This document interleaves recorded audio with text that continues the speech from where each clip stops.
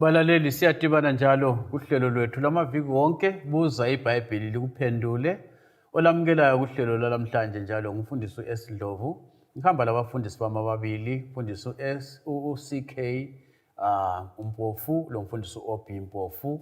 Bafundisi siyalamukela. Siyabonga. Salibonani balaleli. Siyalamukela kuhlelo lwethu Buza Ibhayibhili likuphendule okhuluma ngumfundisi uMpofu CK. Salibonani balaleli. Siyalamukela njalo kuhlelo lwethu lwale iviki okhuluma ngumfundisi OB Mpofu. Siyabonga abafundisi. Kelani balaleli mphindi inombolo zocingo funa abanye bangena lamhlanje kokuqala 0718 444 196 ku WhatsApp nxa ufuna ukuthumela umbiko wakho lombuzo wakho. Nxa ufuna ukuchaya ucingo 078 620 4000 Uvike liphelileyo sikhulume ngoJesu bafundisi lemthetho elithumi. Sifuna ukuthi ke sikhangele lamhlanje uJesu umpostoli Paul labanye abapostoli ubana bathini bona ngemthetho elithumi. Besingajula kakhulu kuTestament elitsha kodwa isikhathi sifitshane siza kuthinta ke kulezo zindawo. Uthini umpostoli Paul nxa sikhangela imithetho elithumi bafundisi? Siyabonga mfundisi. Sizafunda kwabaseRoma ngo3 ivesi ngelika 19. IBhayibheli lithi yona ke siyazi ukuthi lokhu okutshoyo umlayo ukukhuluma kibo abangaphansi komlayo ukuba yonke imilomo ivinjelwe lokuba umhlaba wonke ube ngaphansi kokuthonisisa kukaNkulunkulu. Ngamanye amazwi umlayo wenzelwe umhlaba wonke njalo nxa siza kuthonisiswa sisehlulelwa kuyabe kusetshenziswa umthetho wona lowana esikhulume ngawo umthetho olithumi, umthetho elithumi. So mfundisi lapha umpostoli Paul kalwi lomthetho. Umpostoli Paul kalwi lomthetho. Uyabuya futhi aveze kumaHebheru ngo13 verse ngelika 8 ukubana ke uNkulunkulu nguye izolo, nguye namhla, nguye kuze kube nini nanini. Kusitsho ukuthi umthetho wona lo angalwi lawo umpostoli Paul ume kuze kube nini nanini kawuguquki ngoba nguyiwo oyisisekelo sikaHulumende kaNkulunkulu. Siyabonga. Ya engcenye khonapho. La kubo hulumende bomhlaba. Siyakwazi ukuthi wonke umuntu oyicitizen yalapha eZimbabwe uphila ngaphansi kweconstitution. Akula umuntu ongathi mina zenzela umathani uyabotshwa uhulumende kumbe ngabomthetho. So umthetho kaNkulunkulu lawo yiwo obusa uhulumende kaNkulunkulu. Uhulumende kaNkulunkulu izidalwa zonke ezisemhlabeni. Yikho ke uNkulunkulu iyoza usebenzisa njengesilinganiso ekwahlulelweni kwakhe. Bathi bona ngesilungu bafundisi immoral compass. Yes. Ukuthi ngesilungu immoral compass uthi nxa ungasela mthetho kasisakwazi ukuthi siqonda ngani. Kuyaba lento okuthiwa ichaos ngesikhiwo, anarchy. Yes. Into engaqedakaliyo kulahleke konke khona okhuyana. Yes. Sifuna ukukhangela uPaul ngoba bakhona abafundisi abathi bona uPaul uthi yena imithetho kayisasebenzi kayisancedi. Kuyini okunye sikubonayo eBhayibhelini lapha ngomthetho? Siyabonga sikhangela umpostoli uJakobe. Umpostoli uJakobe uyakhuluma ngomlayo kuJakobe ngu1 ivesi ngu22 sisiya ku25. Uthi yena wobani ngabenzi belizwi lingabi ngabalizwayo kuphela ilizwi lizikhohlisa ngoba uba umuntu engolizwayo ilizwi engesuye olenzayo ufana lomuntu obuka ubuso bakhe esibukweni ngoba uyazibuka asuke abe sekhohlwa masinyane ukuthi ube ngonjani. Kodwa lo okhangelisisa emlayweni opheleleyo umlayo okhululayo abambelele kuwo engesuye ozwayo nje akhohlwe kodwa engowenzayo asebenze uza kuba ngobusisiweyo ekwenzeni kwakhe. So iBhayibheli lapha ifanisa umlayo kaNkulunkulu lesibuko. Antu uyayibona indaba. So umlando wesibuko yikukutshengisa ukuthi ithayi itshekile. Antu uyayibona indaba. So isibuko asilacala sona. Hayi kodwa sona indima yaso yikutshengisa ukuthi ithayi itshekile. Futhi isibuko kasilungisa ithayi. Kodwa sona senza umlando wokutshengisa ukuthi ithayi itshekile. So umlayo kaNkulunkulu uveza isono. Umlando womlayo kumbe umsebenzi womlayo yikusivezela isono kodwa umlayo kawususi isono.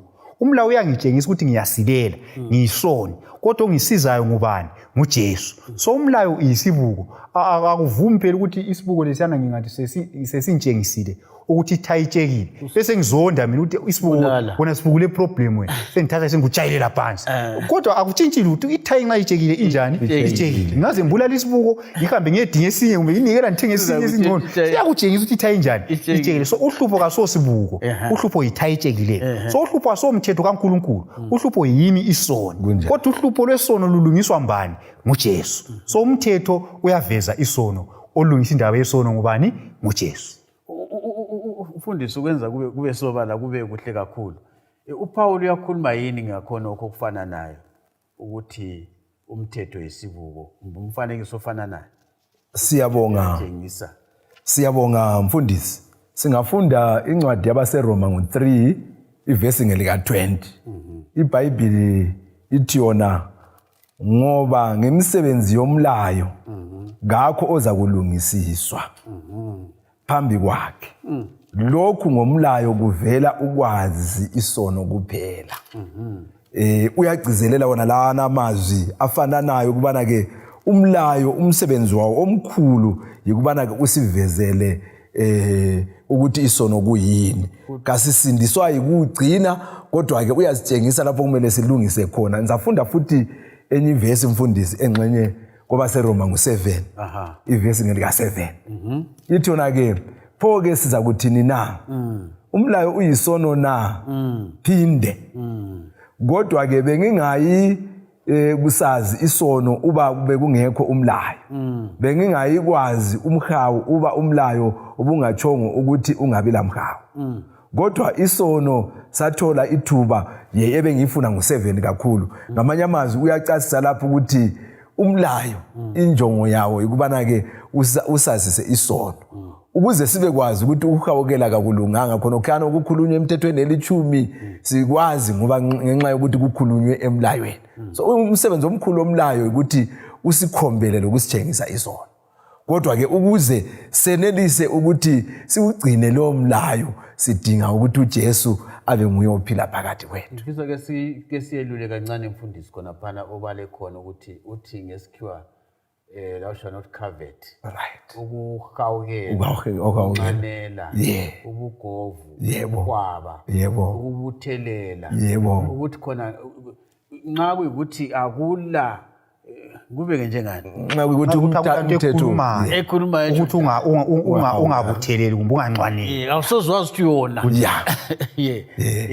kodwa ngenxa yokuthi umthetho ukhulumile ukuthi ungabohawukela kumbe unxwanele indlu kamakhelwane loba kuyini kwakhe ungakwenza khonokho uhlukwazi ukuthi suweqile umlayo anti kule viki sesakhuluma ngokuthi khona kwesisikhathi umuntu uyabona isisebenzi sikamakhelwane abasesithi hola malini ngani unika malini amtshela athi mina ngakunika imali engcono uyabe sona yini anti umnika imali engcono uyabe sonile khona phana ngoba usehawukele isebenzi sikamakhelwane okumenza bontiwona ukuthi umthetho ungahawukeli so uPaul uthi yiumsebenzi womthetho wona lo siyabonga uthini uPaul kwabaseGalatia uGalatia uthini mfundisi abaseGalatia ngo3 ivesi ngo24 uthi yena ngakho ke umlayo wawungumlondolozi wethu kwaze kwafika uKristu ukuze silungisiswe ngokukholwa engcenye singathinta ngamafitshane ukuthi ngensuku zeBhayibheli umuntu owawuthwa ngumlondolozi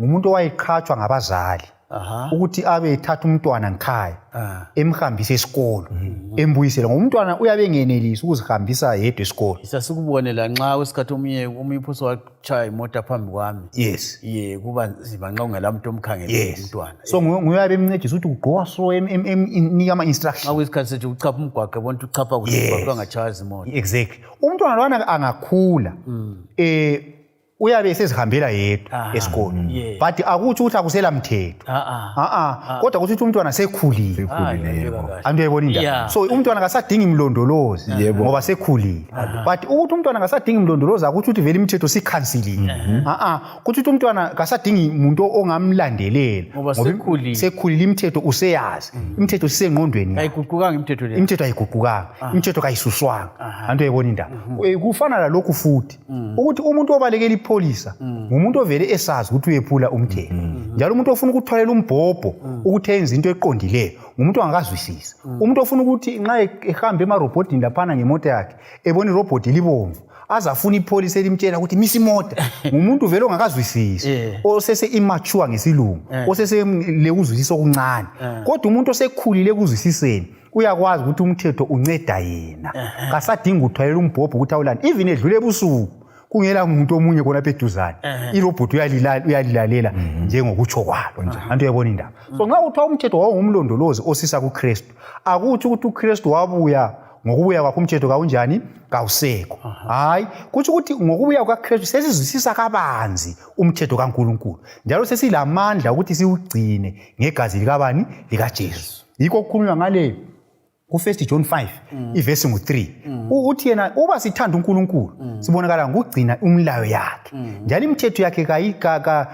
kayinzima antu uyabona indaba so umuntu osekhulile kathi imithetho kaNkulunkulu inzima ngoba uyakwazi ukuthi imithetho kaNkulunkulu iluthando njalo iveza uthando kuNkulunkulu lakwabanye abantu then okunye futhi imithetho le yona ngokwayo asingeke sayigcina kungela gazi likabani likaJesu yikho laphana ku1 John chapter 1 ivesi ngu7 lo9 ikakhulu verse 9 uthi uba sivuma izono zethu ulungile njalo uthembekile kuba njani asithethelele so uNkulunkulu umuntu lwana ofaka umthetho okumaka abantu ukuthi umuntu engawona sehle emgamula umuntu angawona sehle emgamula uthi nxa umuntu angaphambanisa abuye kuJesu avume uyathethelela kodwa uJesu kamthethelela ukuthi aqhubeke enjani esona uyamthethelela aphinda amnika amandla okugcina imithetho fundi singakadluli khonapho ngabuyela ukuthi kulabanye abathi imithetho le inzima baze bathi akula muntu vele ongayigcina yonke ngo10 akula muntu ongayigcina yonke ngo10 ungabaphendula usithi nabathi wena hayi ngendlela enzima ngayo hayi mbani ongawugcina sibila amaka athi hayi ngigcinile yonke yolishumi siyabonga singagijima siye kuJohane 15 verse 5 uJesu uthi njengogatsha olungeke luthela isithelo lungekho kunina ngaphandle kwami alingenze lutho so umthetho akula muntu olamandla okugcina engekho kuJesu kodwa nxa umuntu anganamathela kuJesu njengogatsha olunamathele kunina uyenelisa ukuthi agcine imithetho ngamandla egazi likabani likaJesu ezikhathini eziningi ngokwenza sitsho njalo ukuthi sizikhangela thina singakhangela uJesu kodwa singakhangela uJesu sizinikele kuye sikholwe kuye uyasamukelisa amandla kaMoya oyingcwele senelisa ukugcina imithetho nguzusithi wena umthetho nxa umlondolozi lwana ngithande imfanekiso kaMlondolozi ukuthi umlondolozi umsebenzi wakhe ukuthi akuse kuJesu yes ayekuchiya kuJesu yes umlondolozi kunjalo awumelanga akuchiye endleleni hayi kumele akuchiye kuJesu ake sikhangele nini ukuthi ngokukholwa abanye bathi bona njengabantu abakholwayo umuntu okholwayo akasawudinga umthetho umuntu osindisiwe ngomusa nxa ususindisiwe bakubeka ngaleyo ndlela kawusadingi imithetho Siyabonga nzafunda kwabaseRoma ngo3 ivesi ngelika 31 iBhayibheli lithona ke ngakho ke siyawenza umlayo ube yize ngokukholwa na phinde kodwa siyawuqinisa umlayo ngamanye amazwi lapha umpostoli uPaul uyakubeka kucace ukuthi ukukholwa kuyawuqinisa umlayo bese ngisiyafunda encwadini yabaseRoma ngo6 ivesi ngelika 1 lo 2 ithi ngakho ke siza kuthini siza kuhlala esonweni ukuba kwande umusa na phinde thina esafa mayelana lesono singaba sisasila kanjani kusona ngamanye amazwi lapha umpostoli Paul uyagcizelela futhi ukubana ke kasigcini umlayo ukuze sisindiswe kodwa ke kasisindiswa ngokugcinwa imlayo kodwa ke sigcina imlayo ngoba sisindisiwe ukubeka kucace ngamavesi wona lawa esiwafundileyo ngakho ufundisi ukuthi abathi bona nxa sesisindisiwe kasisadingi imlayo mhlawumbe ivesi le iyadinga ukuthi bancediswe khona mhlawumbe ivesi ika kuRoma 3:31 lo 6:1 and 2 uPaul ubuza umbuzo la uthi yena umuntu oza kuthi yena umthetho kawusasebenzi yena esithi sephendukile yena umuntu othi umina sefile inkanuko zenyama sezifile uzaphinda abuyele njani esonweni yena sephendukile uPaul uthi akuvume ngezinye indlela umuntu okumele agcine umthetho kakhulu ngumuntu oseyamukela umusa kabani kaJesu ngoba umusa kaso license yokuthi umuntu ayenze isono kodwa umusa unika amandla ukuthi umuntu agcine umlayo. Siyabonga mfundisi, kuyafanana lo muntu othi angahlangana lamapolice ku road block bamnike bammise bakhangela ispeed babona ukuthi ubehamba nge140 lapho kumele ahambe khona ngo100 kilometers bangamxolela nxa engumuntu olonembeza esuka khonapho uzabe sesizithiba ekuhambeni kwakhe ananzelele imithetho yemigwaqo ngasahambe ethi ngoba ngixolelwe laphana kade sengihamba ngo240 ya kunjalo. Siyabonga. Umthetho ole sabelo bane ekwahluleleni nxa sikhangela indaba yokwahlulela.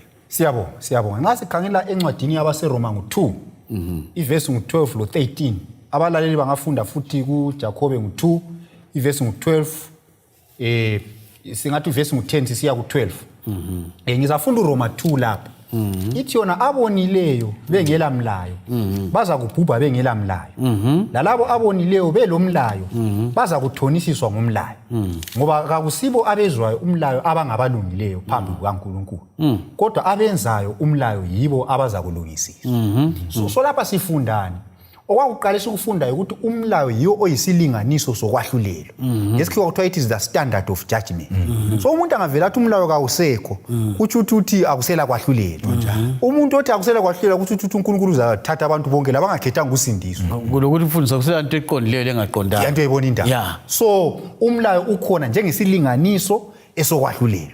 Then iBhayibheli lapha ibisichazisa ukuthi kulabantu labo kuthiwa abangela mlayo isichazisa ukuthi nxa ikhangela usuka kuRoma 1 ithona kulabantu abaphila mhlawumbe bengakabikwazi umlayo weBhayibheli kodwa abantu bangalabo kuthiwa nxa bengazange balandela imilayo ababeyazi babezalahla njengokuthi lapha babephila khona kwakuvele kulezinto ezazakalayo ukuthi vele zini lokho akuqondanga njengokubulala babekwazi ukubulala kubi ukuthatha umfazi womuntu. So nxa bengazange balalele khonoko abangeke bafaka izaba kuNkulunkulu kumbe excuse bathina hayi ungasilahli imlimo ngoba sasingela mlayo babekwazi khona lokho ngokukhanya ababelakho. So nxa bengazange bakulandele bazalahlwa.